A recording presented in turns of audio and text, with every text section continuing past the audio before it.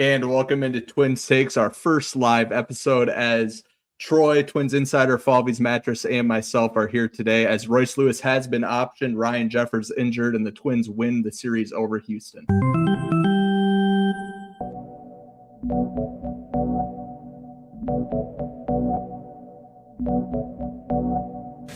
You're listening to Twins Takes, the Minnesota Twins podcast.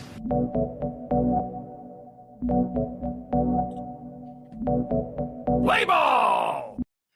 As I mentioned a moment ago, the Twins win the series over the Astros, winning the first and last game of the series.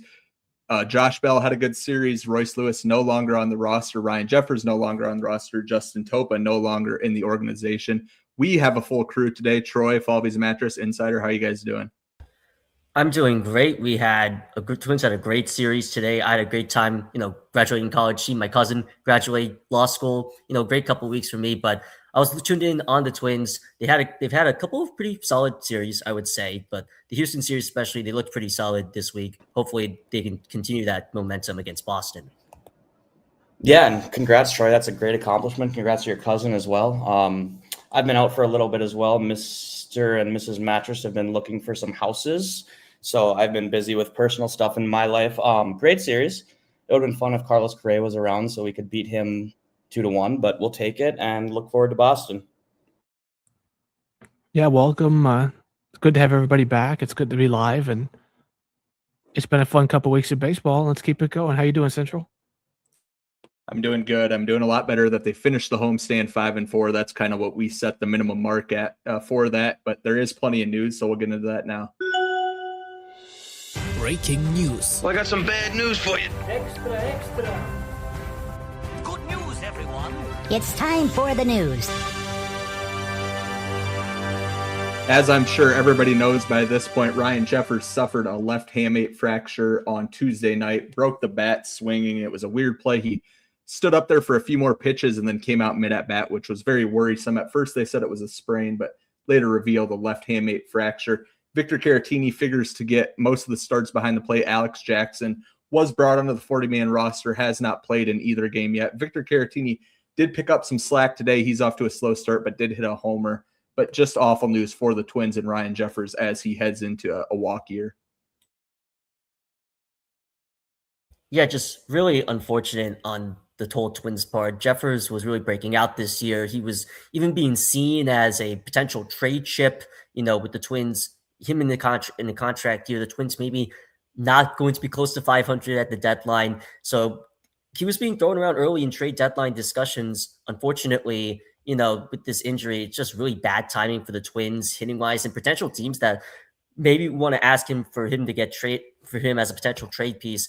I wouldn't want to trade Ryan Jeffers. I'm more of a pro extend over trading him at the moment, but just on both fronts, if you're an opposite neutral fan or not, it's just a really unfortunate situation. Yeah, and I haven't really run this by you guys, but I wonder if we take this injury and use the front office to actually try to get Jeffers extended in this injury time. As Troy and Central said, he's been having a phenomenal year. His metrics back up his numbers, and it's been really good to see Jeffers really take off for the hitter that we know he can become. So I also would like to see him extended at this point. He's been a cog in our lineup all year. It sucks to see him hurt, but I think we could use this injury to maybe re-sign him at this point. You could certainly try, but let's not forget that Scott Boras is still his agent. So it's unfortunate for everybody involved, but I don't see an extension coming out of it. Yeah, I think he probably would have ended up having to miss the entire year to put an extension on the table. I think he'll be back, hopefully in 6 to 8 weeks. There was a few hamate injuries, hamate fractures in spring training. Jackson Holliday, one of the notable examples. He just came back. He injured that early on in spring training, so he was out closer to 3 months actually. So hopefully that's not the case for Ryan Jeffers. But it is a worrisome injury. And now the headline news that I'm sure everybody wants us to talk about. Royce Lewis was optioned after the game Tuesday, officially announced Tuesday morning. He was optioned after the game Monday.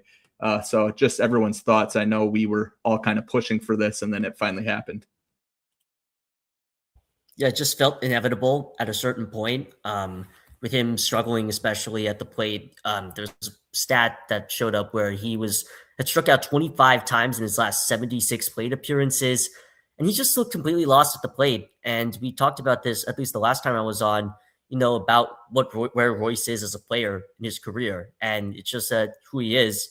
This could potentially be just who he is right now. He's a below average third baseman, as you can see on the stats right now in his baseball savant. He's pretty much below average on everything. He chases a lot, he whiffs a lot, he hasn't had a lot of hard contact, especially early. Despite him getting off to a really good start earlier on in the year, he had an 822 OPS before he got on the IL for the first time this year. That right knee sprain on April 9th, he had a couple home runs, including in the opening series against Baltimore especially. So it looked like, he was starting to turn a corner, especially on that side of the ball, and he's looked decent defensively, even though the stats don't really show it. But he's just been really struggling ever since he came back off the IL, specifically to 132, 189, or 191 slash line. He's just been underperforming ever since 2023. He hasn't been the same hitter. He hasn't had the same confidence at the plate.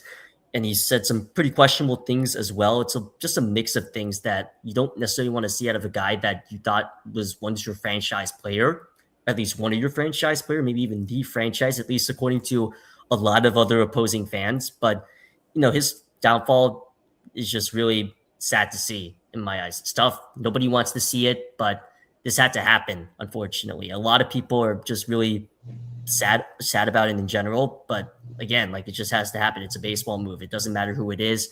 This could be anybody, even some of the best players ever. And, this happens. So it's just really unfortunate to see. Yeah, and just kind of piggybacking off Troy, those are all great points you made. It seemed like the Twins just kind of wanted to wait it out and see if he could get right in the big leagues. And then, just these last few games, the at-bats he was taking were just awful. He was swinging at pitches at his head. He was taking pitches down the plate. He was fighting off 92 dead center, dead cut. And it's time for a mental reset for Royce Lewis. This is a good time to get him down, to try to get his mind right and see if we can get him back to perform at some level if he did in 2023. But you can just see it in his at-bats. His mind isn't right. He needs to get it somehow figured out. Yeah, I'll echo what everybody else has said. And we see you, Darth Zemo, in the chat. He says, I got a Royce jersey when he got drafted, and now it makes me sad to look at. That kind of sums it up. Like Troy said, the franchise was supposed to be Royce, Buck, and Carlos. Carlos was bad and then asked out. Royce is just bad, and it's kind of just Buck now. And it wasn't. The move. If you had told it to me 2 years ago, it would have surprised me. Like Troy was saying, it didn't even surprise me at all. It was just the right baseball move. You remove the name, you look at the numbers, you look at the underlyings. It was unquestionably the right move. And, the ball really is in Royce's court now.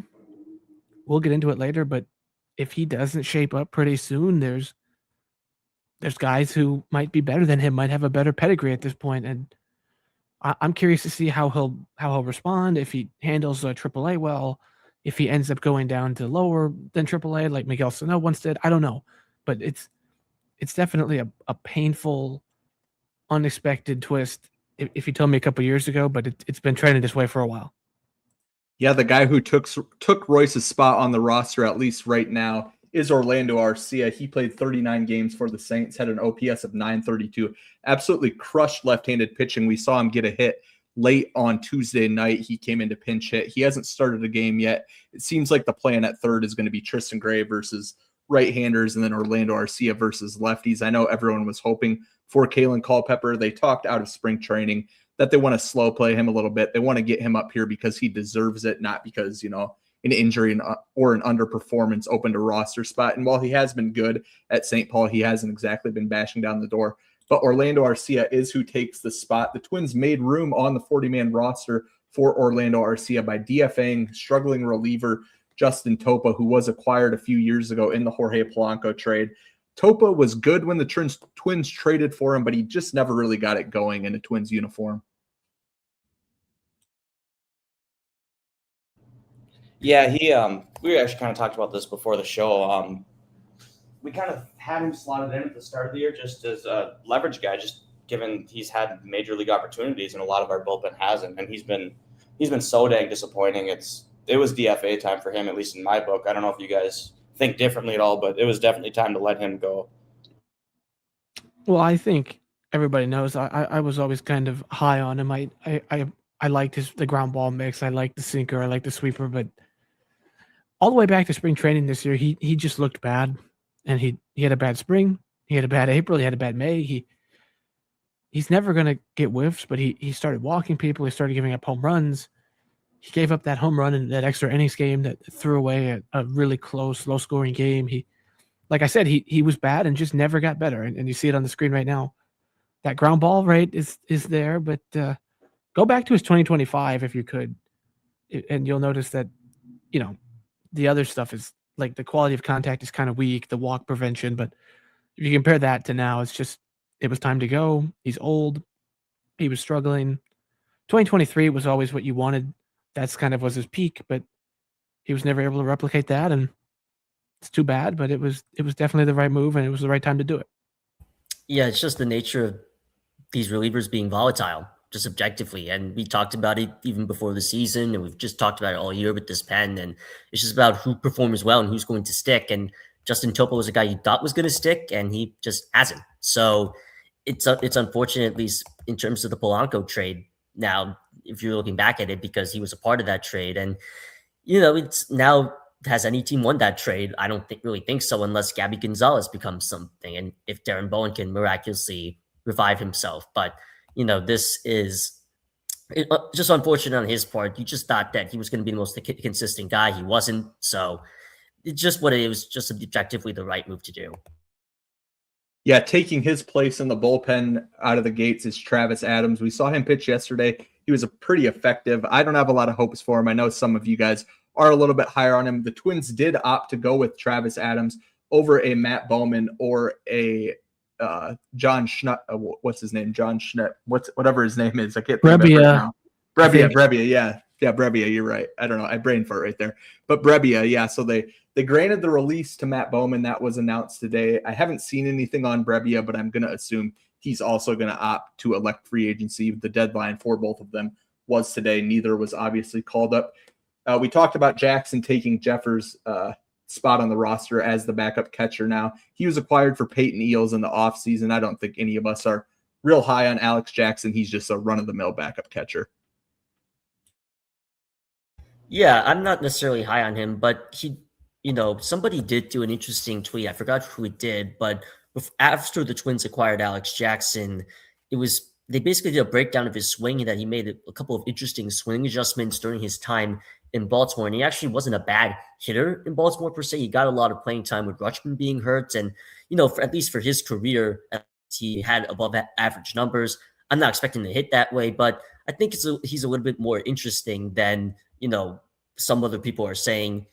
But, he is just a backup catcher. But we'll see what he does if he does get when he does get opportunities behind the plate. Alex Jackson is Alex Jackson. He's, like Troy and Central said, he's going to be a backup catcher. What I like about him is just more reflective of the organization.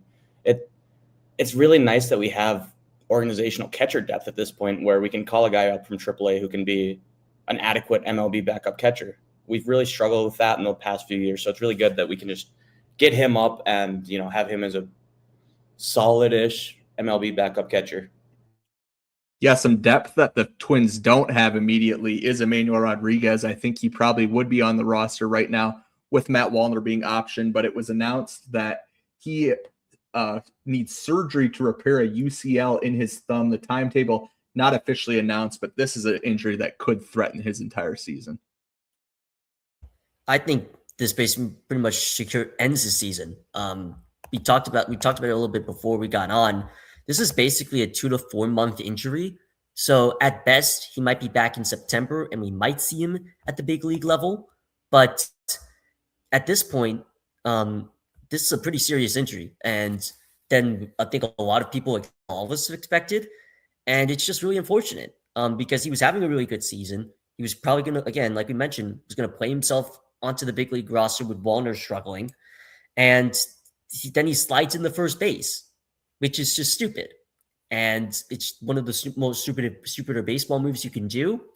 And that's what he did. And, you could argue that some might argue it's just a total freak. Yeah, but at the same time, he's had these kinds of injuries before. And now you're just stuck with him being probably placed on the 60 days soon. We don't know when he will be, but I assume, at least in my viewpoint, I think he will be. And it just really sucks that his season's basically over because he tried to slide into first base in an early game, in an early AAA game where barely anybody's watching.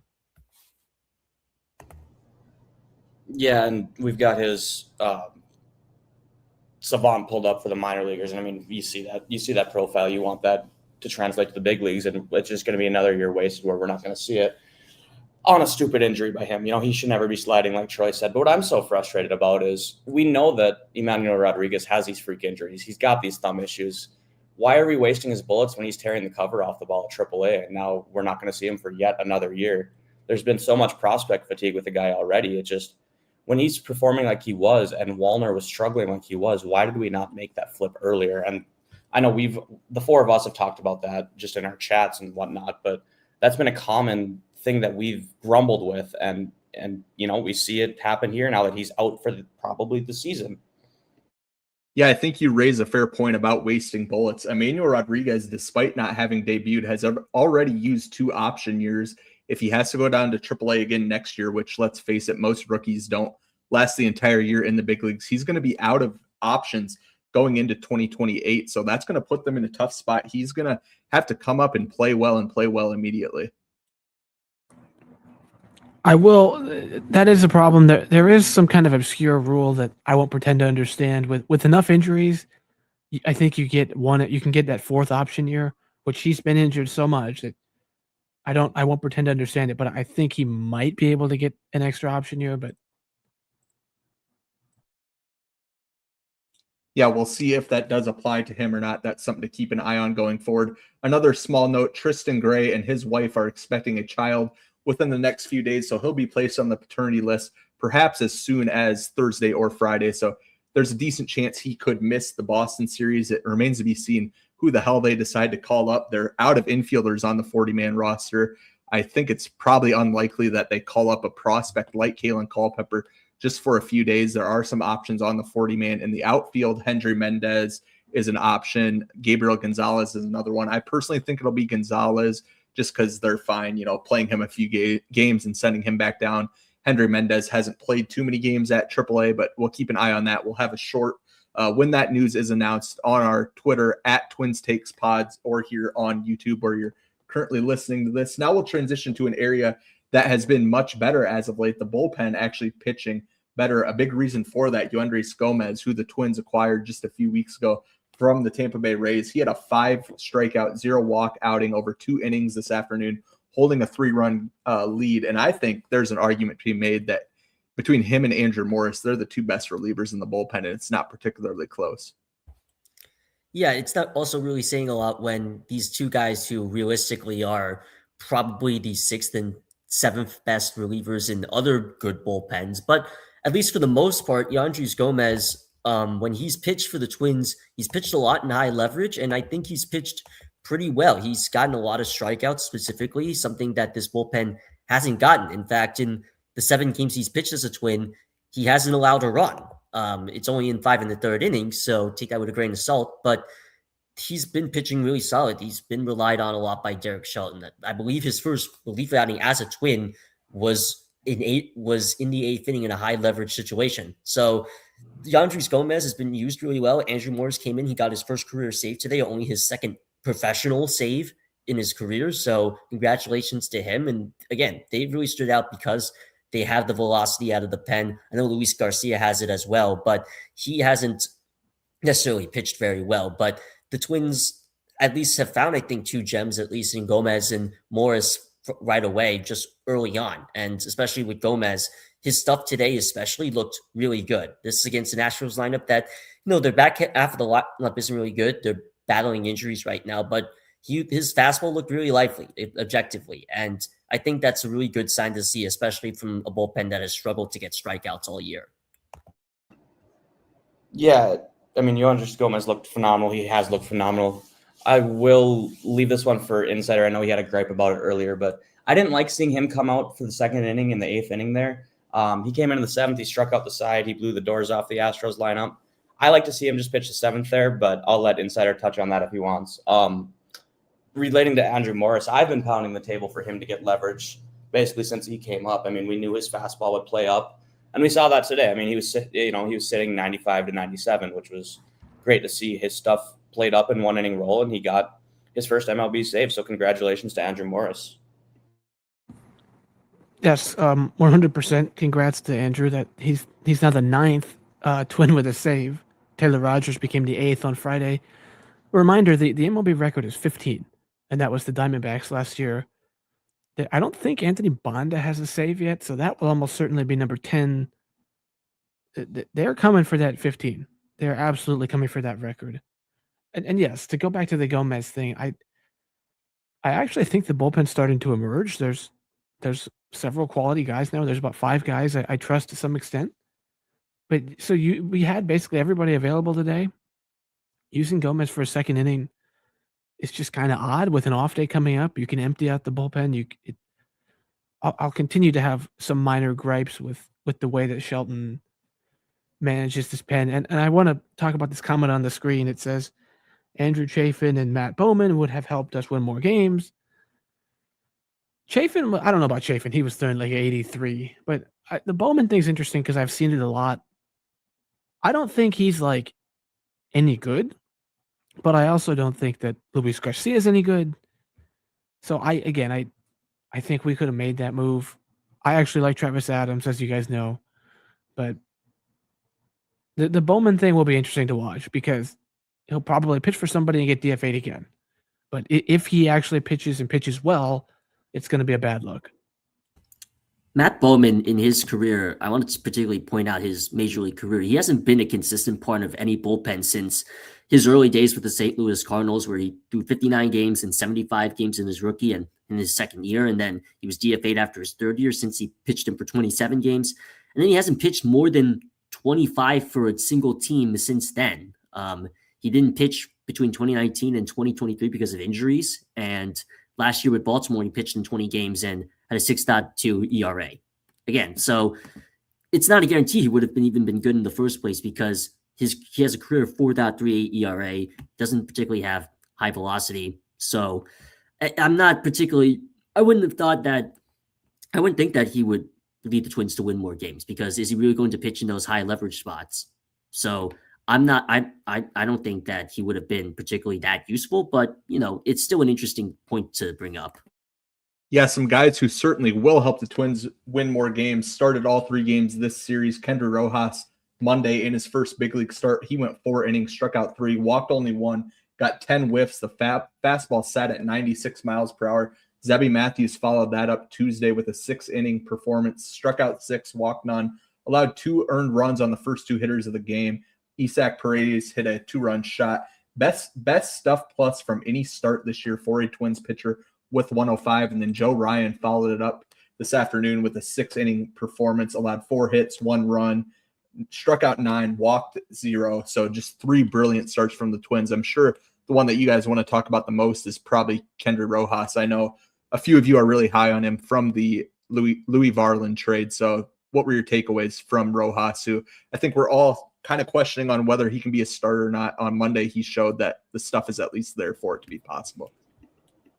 Yeah, it was only 4 innings, but I thought he could have got another one. I get why they didn't have him go another one, but I think his stuff looked really lively. Maybe not as lively as I thought Gomez, because that was the best stuff I saw from any Twins pitcher this series, I thought. But, specifically Rojas, he looked very good. He looked very good with the fastball, sitting in that mid 95, 96 range. And he hit 97 a couple of times. And in general, he looked really lively with it. And his control especially looked adequate. He has, in his minor league career, he's not necessarily known for having the best command, but particularly in his last start, he looked very solid. He looked in control.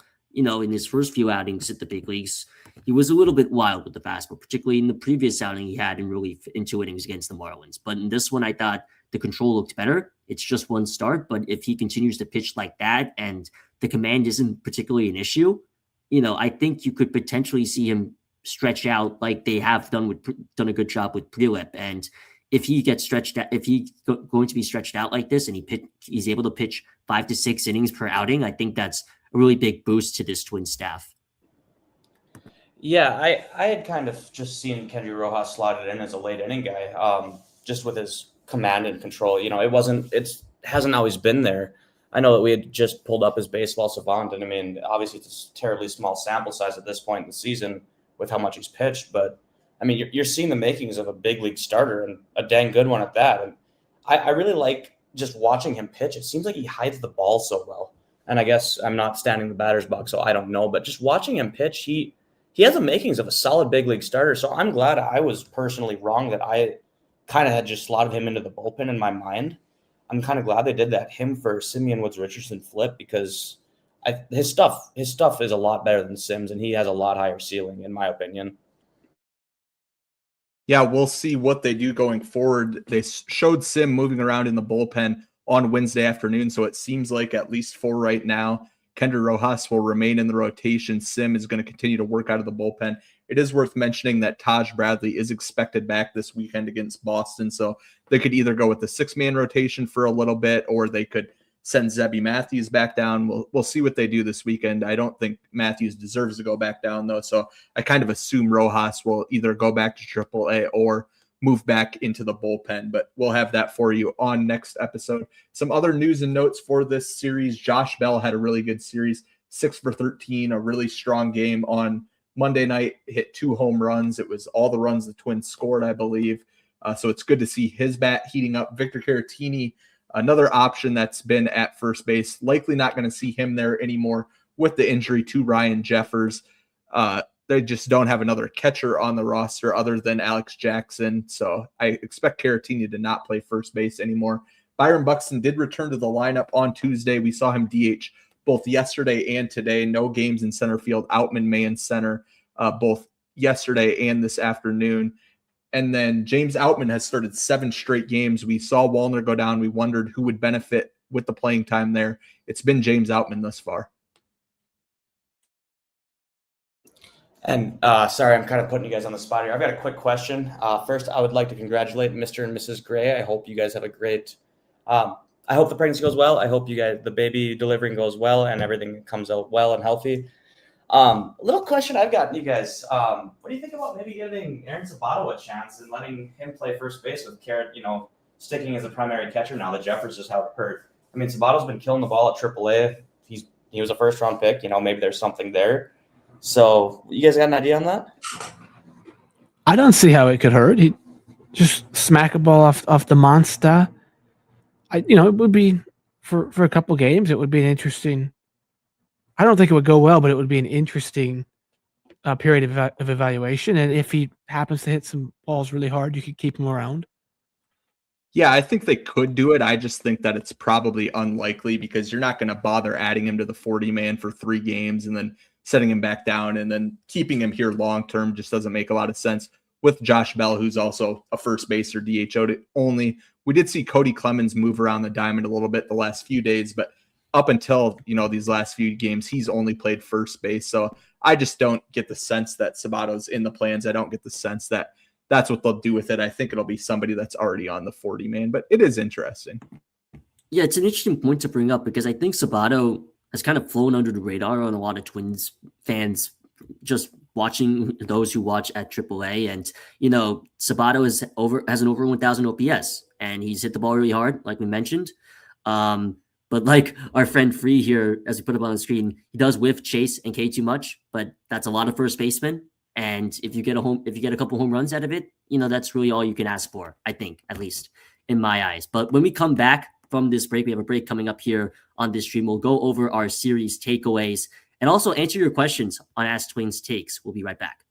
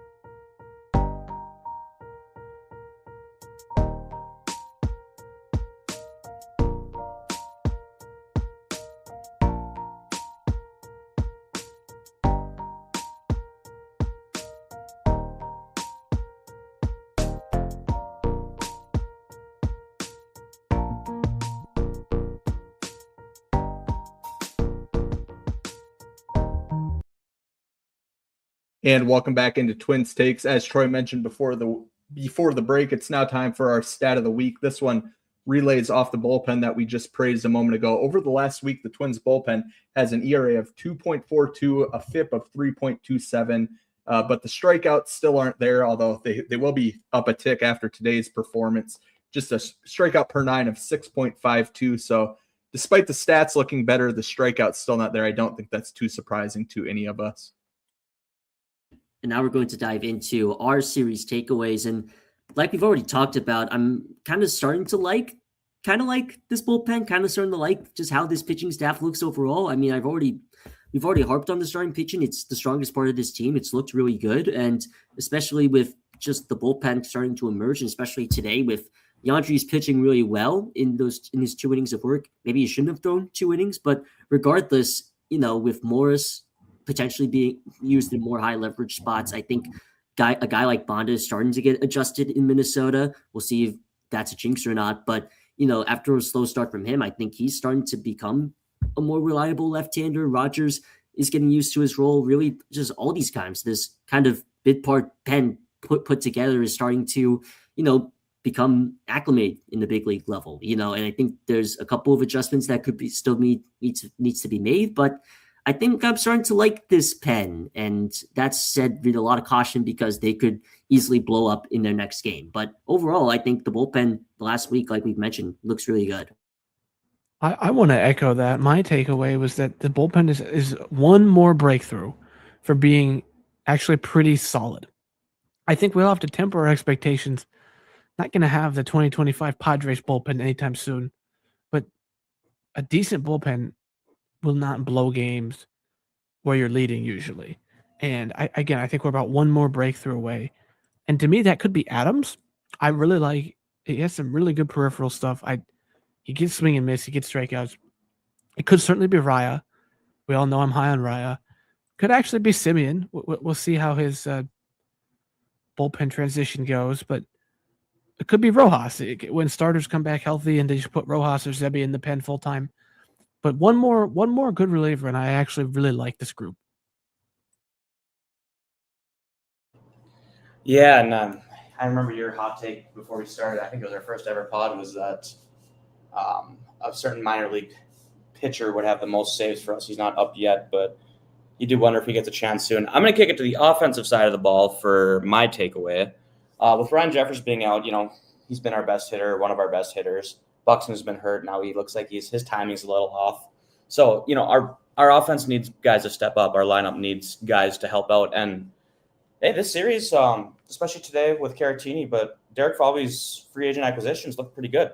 Josh Bell had a great series, as we outlined. Victor Caratini was great today, had a big home run. So we're going to need veterans to step up when Jeffers is out and while Buxton still tries to get his timing back. And, obviously that's with Wallner and Royce down in AAA, who we all were hoping would be key contributors for this offense.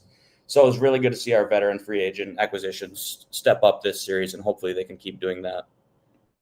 Yeah, mine is also on the offensive side of the ball, but in the other direction. We've seen Matt Wallner go down. We've seen Royce Lewis go down. I think Luke Keeschel is probably another few weeks of poor baseball away from also being optioned to the minors. He's just been dreadful this year. There's been a few, stretches where it seems like he's turning it on, but he hasn't been good consistently for, more than a handful of games throughout this whole year. Now we'll transition into Ask Twins Takes. We have our first one here on the screen from Ryan Linderholm. His statement/question: bullpen has looked good, but I have a question. Would you guys package a trade centered around Emmanuel Rodriguez for a high leverage reliever? My answer to that one is going to be no. This one's kind of on the spot here, but I'm not trading a top 20 prospect for a reliever, when the team is probably going to win 80 games if everything goes right. If it's a guy that has multiple years of team control, I could maybe be interested, but certainly nobody's going to trade for Emma while he's hurt either. Yeah, I would be open to it, not because if Emma stays healthy, it would be a bad trade, but there's no evidence he can stay healthy. So if you got, like Central said, if you got that right reliever, I think you'd have to certainly think about it. Yeah, it really all depends on who hits the market and who's getting offered around, who's getting thrown around, specifically from teams that are in the same range as the Twins, and depending on where you are as the Twins, I think I would consider it too. It's just it's risky to trade a prospect for a reliever always, and you don't know if this reliever is going to be talked about the volatility of bullpens, and there's no guarantee that this guy is going to be spot on really good. But it's certainly an interesting topic, especially if Emma is not going to stay healthy, and he hasn't. But also, he's injured right now. Nobody wants to take that risk, I think, if you're a smart front office. Yeah.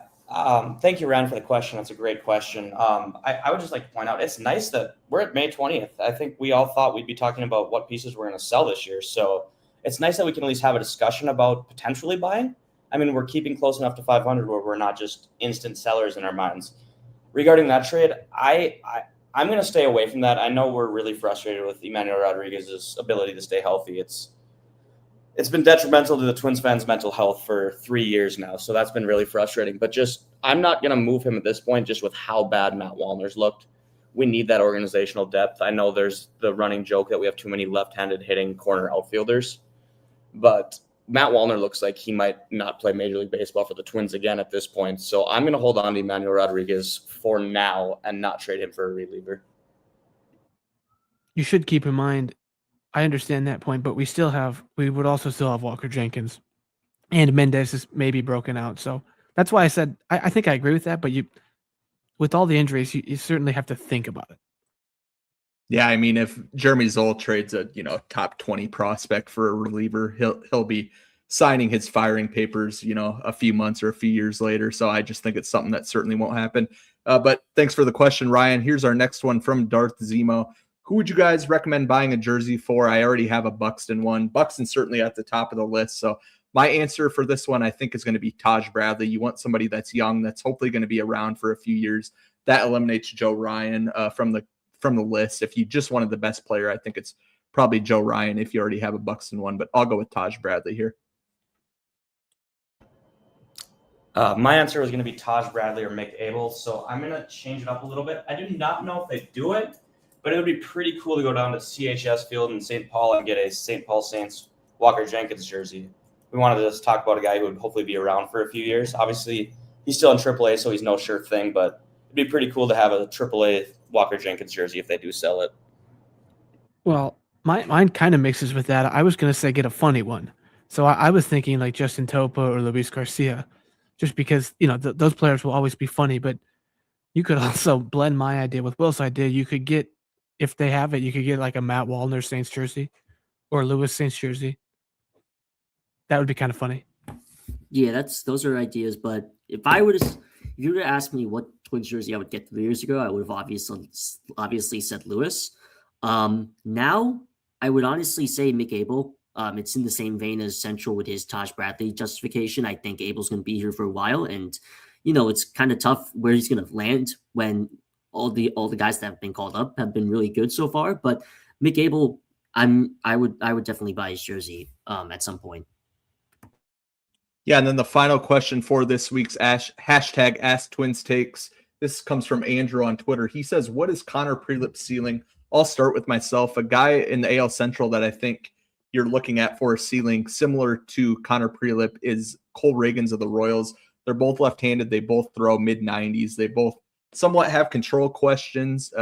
Both have health questions as well. So I think Cole Reagans, if he can be that but a little more consistent, is a good comparison for Connor Prelip. He's been brilliant this far.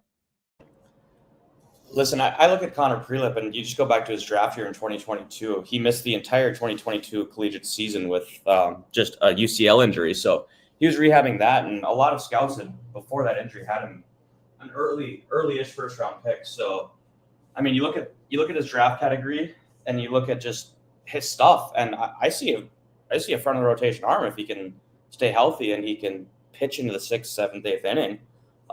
We've seen it in small sample sizes. His stuff is electric. His secondaries are phenomenal. I would really like to see him add a tick or two on his fastball. I don't know if he'll be able to do that just with the arm injuries he sustained this early in his career. But, yeah, I mean, if we're talking ceilings, I see Connor Prelip as a front of the rotation arm. Yeah, we've had the promise of Connor Prelip's ceiling for a while. It's been a conversation of whether or not if he's going to be a reliever, he's going to be a starter, and now he's had a couple of really good major league starts. I think the Cole Rakins comparison is a fair one, but let me upgrade it a little bit that he's going to be Parker Messick with with higher velocity. With how Messick's gone off to begin his season, I think Prelip is not quite in that range, but he's approaching it, and he has higher velocity, and he's a little bit old. He's an older prospect, which makes you have a higher floor, I think, in my eyes. So Prelip is kind of in that range with Messick, and they could reach the Ragans range eventually. I think between Messick and Ragans is a good comp for where Prelip is at right now, and he could be something bigger, but it's very early. But I think that's a fair range, at least compared to other pitchers in the AL Central. I think for ceiling, I would be a little disappointed with Parker Messick. Parker Messick is a nice player who throws a lot of kind of junk and gets by on deception and sequencing and has, had a success early in his career. If we're talking ceiling, I would certainly hope to aim higher than that. I'll go back to his draft. I'll go back to when he was in high school. Chris Sale. He throws really hard. He's a power left-handed pitcher with a fastball and a slider and some secondary pitches. That would obviously be a perfect outcome because Chris Sale is going to probably be a Hall of Famer. But if he stays healthy, that to me is his real ceiling. Yeah, thanks to everyone who submitted questions this week. By far the most we've got as well, with the live comments mixed here on YouTube for the first time. So if we didn't get to yours, sorry. We will give priority to those who are on YouTube here. So if you have something you really want to get answered, keep an eye out for that live link and submit it here. But that's all the time we have for this week. Now we'll transition to this weekend series. The Twins head to Boston to face the Red Sox. Red Sox 21-27, fourth in the AL East. Offensively, much like the Astros, really struggling, 29th in runs, slugging, and WRC, 16th in batting average, hitting just .239, 13th in stolen bases. On the pitching side of things, it is promising. They're 8th in ERA, 3.69, but the FIP is a little bit worse with a 4.16. Their defense is the best in the league per defensive run saved with 46, outs above average. Agrees with that with 19 on the year. And then on the injury side of things, there is a handful here. Roman Anthony on the 10-day IL. Trevor Story, 10-day IL. Danny Coulombe, old friend, he's on the IL. Tanner Houck on the 60-day. Garrett Crochet, who the Twins lit up when he was in Target Field a few weeks ago, he's on the 15-day IL. And then Casas, Patrick Sandoval, Oviedo, a few other of the guys that are also on the IL. So they're not exactly healthy either. But game one will be a 6:10 first pitch, I believe. That's Connor Prelip getting the ball on Friday. He's 1-2, 2.88 ERA on the season. Boston has not announced a starter, but it's expected to be left-hander Peyton Tolley. He's 2-1, 2.29. So a really fun matchup here between two pretty promising left-handed pitchers. Yeah, Tolley's a guy I really like a lot. And Prelip, we've already talked about a lot. This should be a really intriguing pitching matchup. I think it's going to be low scoring. These two teams don't necessarily hit lefties off very well, but the Twins do have an advantage of hitting off a really good lefty on the Red Sox, and Garrett Crochet. Of course, he's also hurt, but the Twins, I think they kind of have the pitching advantage in this one. It's kind of hard to tell because both lefties are really good, been really good this year, but I would say it's a toss-up for this one. Yeah, totally. I thought for a long time was going to be a Twin because I thought he was going to be in the Joe Ryan trade that never actually happened. But these are two really good pitchers. This should be a low-scoring one. Yeah, I'm excited for the lefty-lefty young pitching matchup as well. We'll see what happens with all the injuries we've sustained, and Ryan Jeffers being out against a lefty definitely hurts. But like you guys said, I'll parrot you guys that it should be a low-scoring affair. Game 2 of the series, which is 3:10, we should see Taj Bradley back, hopefully. Hopefully his rehab is done now at this point, and we can get him back, whether that's just for 4 or 5 innings or whether he can go farther. But it will be good to get Taj back. And for Boston, it's listed as TBD at this point, but it looks like it's going to be Brayan Bello. He's another young pitcher. He's 2-4 with an 8.01 ERA. So what do you guys think? It should be good to see Taj back on the mound for us. Yeah, if Taj is back on the mound, I'll be excited to watch. I'll see if his velocity is, around the same. And it was in his only AAA rehab start. And it was good that it was pretty much a quick turnaround in terms of his time on the IL. And in terms of Brayan Bello, he's had a really rough time on the mound. He was signed really early in his career, really long contract early on this year. and he's really struggled. They've had to put him in a couple of opener spots. He's pitched in bulk a couple of times, and he's not the great. A lot of Red Sox fans really hate him, and this is an outing where I think the Twins can hopefully try to tee off against the righty. The Twins have had some decent success. It's been relatively mixed recently, but this year it's been decent success against pretty bad right-handed starting pitchers this year. So the Twins should be able to have the advantage in this one, especially if Taj is on the mound. Yeah, I think it will be Taj Bradley on the mound. Like Falvey's Mattress mentioned, it is listed as TBD for now, but I expect that to be Bradley. The broadcast today mentioned that he did throw a bullpen either yesterday or today. That would line up with a start Saturday. We talked about his rehab outing over the weekend. It was a weird one. He only went an inning and 2/3. So maybe they line up, Bradley pitches 80 pitches and they bring Rojas or SWR in after that. We'll see how far in the outing he goes. And then the series finale, it'll be Bailey Ober getting the ball for the Twins. He goes up against old friend Sonny Gray. He's 2-1, 4.26 ERA. He was beat by the Twins in his return to Target Field in April, but he has been better his last few starts. But the guy I want to talk about here is Bailey Ober. He's been absolutely magnificent. The thing I have a savant pulled up here. Look at this breaking run value, 95th percentile. It's no secret that the recipe for him to have success is that changeup. That's been really good. The other pitch that we haven't talked a lot about is that sweeper. That's another pitch that is just fooling hitters despite the fastball being 89 miles an hour. Yeah, listen, I'm super excited for this game. This is my marquee game of the series. It's just going to be fun as a sicko to watch two junk ballers who do it very well and who've done it for a while in their career go at it against each other. So I'm just excited for that, to see a lot of soft contact. Yeah, a lot of soft contact, like you mentioned, Will, and particularly with Ober. Of course, he had the complete game shutout a couple outings ago. Last outing, he wasn't perfect against the Brewers, but it was enough for him to get the win and the Twins to get the win, as he got enough run support in that game. He only struck out one hitter, but he did strike out 7 in his shutout outing. And if he gets the changeup going, which I've seen the Red Sox struggle against breaking balls this year, I think Ober has a really good chance to get back to that 5 to 6 strikeout range. Yeah, Ober was really efficient against the Red Sox. If I recall earlier this year, statistically, we talked about it. They're not a very good lineup, and we've seen what Ober can do to bad lineups. The Marlins lineup is not so good. He threw a Maddox. So, I expect really good things from him. And like Ryan said on the screen, a sweep should certainly be, in the cards, possibly. The Twins have, I think, favorable matchups, at least in 2 of these 3 games. So it's go time. Yeah, Ryan predicts a sweep. Now it's time for us to give our series predictions. Troy, myself, and Will were all correct on this one. We predicted 2-1 against the Astros. I believe Twins Insider predicted a sweep. So just a game short there, and a game that the Twins certainly could have won on Tuesday night. I think we're all going to be optimistic again. I have 2-1 here against Boston. I have 2-1 as well. For some reason, I just think that they also might lose the Brian Bayo game as well, because they also lost the matchup where they had the pitching advantage against the Astros in yesterday's game.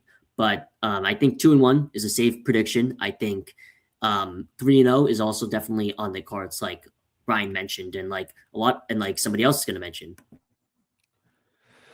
I see on the screen Darcimo being positive again. We should have high expectations. Unfortunately, it's just hard to win 3 baseball games in a row. I'll echo you guys. I'll go 2-1. I'm going to be different here. I'm going to agree with Ryan and Darth Zemo. Let's go 3-0 this series. Why not? We're in late to mid-May. It's time for us to go on our 14-15 game win streak. So I do like our pitching matchups. I do like the Josh Bell and Victor Caratini seem to be stepping up at the right time. Hopefully Buck can find that timing again in quick order. And let's go 3-0 here. Yeah, let's go 3-0 here. The Twins have an off day on Thursday, and then they begin a 17 games in 17 days stretch here. So the longest stretch of baseball they'll play this season. They have a 3-city road trip in Boston, Chicago to face the White Sox for the first time this year. And then they go to Pittsburgh. We'll see if they match up with Paul Skeens in that series. But that's all we have for this episode. We'll be back Monday recapping this Boston Red Sox series, a Memorial Day episode for you guys. Please like and subscribe wherever you're listening to this. If you watched us live, thank you so much. Let us know your thoughts. I know we're still ironing out some of the, production stuff, but we think we have a good foundation. We think that going live will allow us to interact with the audience a little bit more. Like you saw this afternoon, putting the comments up on the screen. So thank you to those of you, Darth Zemo, free Minnesota Twins, and then Ryan for getting those live comments in there. You can follow the podcast on Twitter at Twins Takes Pods. We'll have a short up when they place Tristan Gray on the paternity list. We'll see who gets called up for him. And then if you want to be in the next edition of hashtag Ask Twins Takes, you can use that hashtag or leave a comment on YouTube. For Troy, Falvey's Mattress, and Twins Insider, I'm Twins Central. This was Twins Takes. Thanks for listening, everybody. Bye-bye.